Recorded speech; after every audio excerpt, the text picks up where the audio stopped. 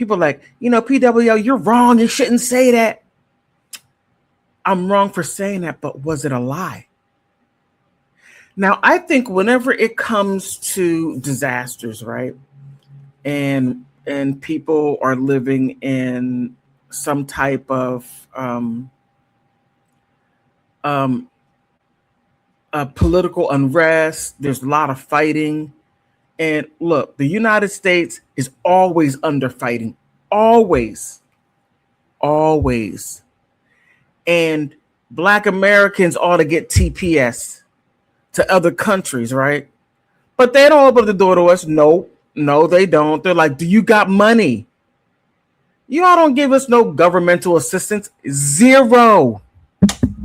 Zero. But that's beside the point. Now, I believe that when people leave from one country to another, there's political unrest, some type of natural disaster happened, whatever it may be. You should send the people to a country that aligns up to their economics and also lines up to them culturally, right? That would be much easier, especially language, right? So there were people like Haitians. I don't know why they came to the United States because different languages. Now, if you went to Canada, the French part, that makes sense. Or going to Africa, to different African countries, and they're along the line, the same cultural thing. And they eat a lot of the same foods and they speak the same language. And it would not be an interruption at all. Now, when you take people, and I said this before, I'm going to say it again. When you have people that are used to eating steakums, right?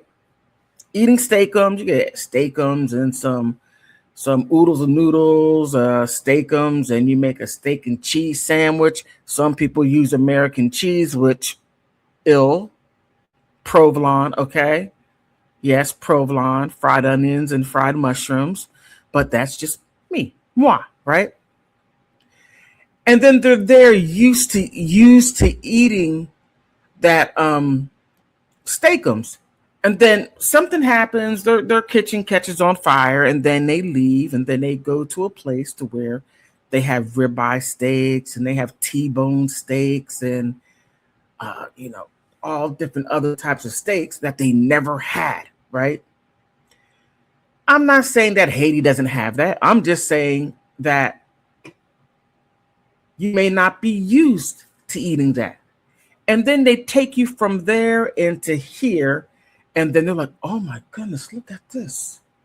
Got a backyard and there's water.